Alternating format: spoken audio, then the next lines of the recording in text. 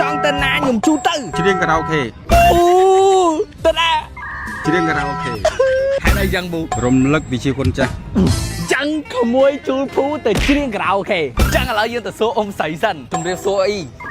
ក្មួយនាំគាត់ទៅណា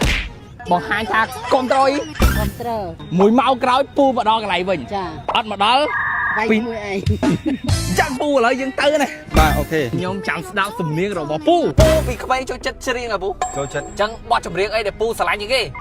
ការខ្ទុំដែលបន្ទាប់ពីនោះមកគឺថាខ្ញុំក៏បានជូនពូទៅកន្លែងដើម្បីច្រៀងការ៉ាអូខេត្រៀមខ្លួនក្នុងការច្រៀងហើយពូត្រៀមរួចហើយជើញពូហ្នឹងអាការ៉ាអូខេបែបកូនក្មេងអូចាំដើមពូមិនមែនជាអ្នកចម្រៀងប៉ុន្តែស្រឡាញ់វិស័យចម្រៀងរូបបងខ្វាន់ភ្នែករំបែងទៀតចូលចាំពូទៀមរងមែនតើដែលបន្ទាប់មកយើងចូលបទសបាយម្ដងរៀបប្រាំរៀបការពេញការទៅប៉ុន្តែចង់និយាយថាសលេងពូគឺព្រោះមែនតែនចាឥឡូវស្ដាប់សលេងខ្ញុំច្រៀងម្ដងអញ្ចឹងច្រៀងចម្រៀងមួយបទនេះជូនអ្នកមើលច្រៀងទីតែអ្នកអេសឹមពីបាអ្នកណាខ្លាចយកអារម្មណ៍មួយនេះតែមើលមានអារម្មណ៍មិនដែរពូសបាយហើយក្រោយមកទៀតពូក៏គាត់ថាគាត់ចង់ទៅចាប់តុក្កតាពូចាប់ឲ្យឡាគេពូចាប់ឲ្យកូនស្រីអូយប៉ាប៉ាល្អម្ល៉េះហើយបើនិយាយពីទឹកដៃពូវិញគឺសាហាវមែនតើហ្មងចាប់បានយើងនាំពូទៅម៉ាតទិញសិនឥឡូវគាត់មានទិញអីជូនប្រពន្ធនៅក្រៅមកទៀតគឺថាពូគាត់ក៏បានឆ្លៀតទិញមីនិងគ្រឿងសម្ភារៈផ្សេងផងដែរអស់លុយហើយយើងក៏បានជូនលោកពូមកកន្លែងវិញចឹងពូមកដល់វិញណាបាទមានអារម្មណ៍មិនដែរពូសបាយខ្លាំងប៉ុណ្ណាបាយខ្លាំងហើយបានរបស់ប្រពន្ធកូនទៀតចាក់ឲ្យមើលពូជូនពូអរគុណច្រើនពូអរគុណអស់ពូជូនពូសុខសប្បាយពូជូនពរលោកអ្នកសុខនិយាយមែនពូជាព្រោះទៅចាក់ឲ្យមើលទៀត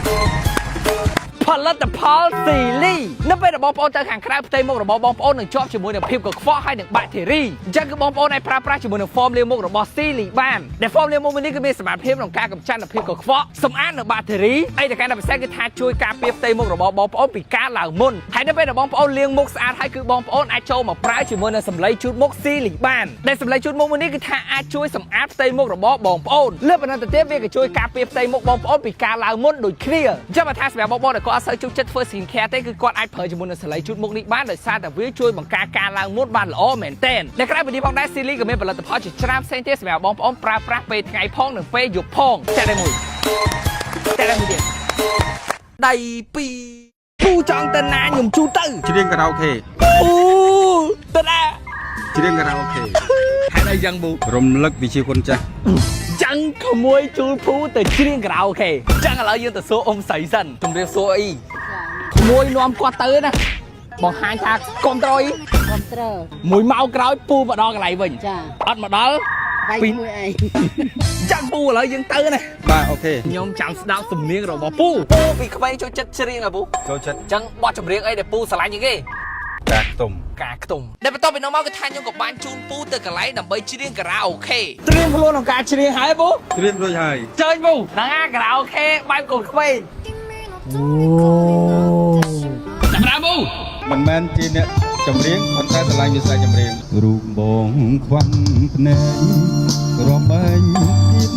ចូលចាំពូទៀមរងមែនតើដែលបន្ទាប់មកយើងចូលបទសបាយម្ដង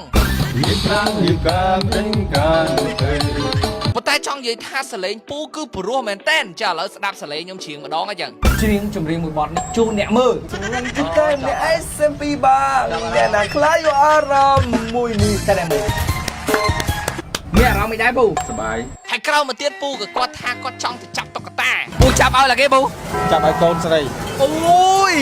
ប៉ាប៉ាល្អម្ល៉េះហើយបើនិយាយពីទឹកដៃពូវិញគឺសាហាវមែនតើហ្មងចាប់បានយើងនាំពូទៅម៉ាតទិញសិនឥឡូវគាត់មានទិញអីជូនប្រពន្ធនៅក្រៅមកទៀតគឺថាពូគាត់ក៏បានឆ្លៀតទិញមីនិងគ្រឿងសម្ភារៈផ្សេងផងដែរអស់លុយហើយយើងក៏បានជូនលោកពូមកកន្លែងវិញចឹងពូមកដល់វិញណាបាទមានអារម្មណ៍មិនដែរពូសបាយខ្លាំងប៉ុណ្ណាបាយខ្លាំងហើយបានរបស់ប្រពន្ធកូនទៀតចាក់ឲ្យមើលពូជូនពូអរគុណច្រើនពូអរគុណពូជូនពូសុខសប្បាយពូជូនពរលោកអ្នកសុខនិយាយមែនពូជាព្រោះទៅចាក់ឲ្យមើលទៀត ផលិតផលស៊ីលីនៅពេលដែលបងប្អូនទៅខាងក្រៅផ្ទៃមុខរបស់បងប្អូននឹងជាប់ជាមួយនឹងភាពកខ្វក់ហើយនឹងបាក់តេរីអញ្ចឹងគឺបងប្អូនអាចប្រើប្រាស់ជាមួយនឹងហ្វមលាងមុខរបស់ស៊ីលីបានដែលហ្វមលាងមុខនេះគឺមានសមត្ថភាពក្នុងការកម្ចាត់នូវភាពកខ្វក់សម្អាតនៅបាក់តេរីហើយតែកាន់តែពិសេសគឺថាជួយការពារផ្ទៃមុខរបស់បងប្អូនពីការឡើងមុនហើយនៅពេលដែលបងប្អូនលាងមុខស្អាតហើយគឺបងប្អូនអាចចូលមកប្រើជាមួយនឹងសម្លៃជូតមុខស៊ីលីបានដែលសម្លៃជូតមុខនេះគឺថាអាចជួយសម្អាតផ្ទៃមុខរបស់បងប្អូនលើប៉ុណ្ណឹងទៅទៀតវាក៏ជួយការពារផ្ទៃមុខបងប្អូនពីការឡើងមុនដូចគ្នាចាំបើថាសម្រាប់បងប្អូនដែលគាត់អត់សូវចូលចិត្តធ្វើ skincare ទេគឺគាត់អាចប្រើជាមួយនឹងសម្លៃជូតមុខនេះបានដោយសារតែវាជួយបង្ការការឡើងមុនបានល្អមែនទែនដែលក្រៅពីនេះផងដែរស៊ីលីក៏មានផលិតផលជាច្រើនផ្សេងទៀតសម្រាប់បងប្អូនប្រើប្រាស់ពេលថ្ងៃផងនិងពេលយប់ផងតែមួយទៀតដៃពីរ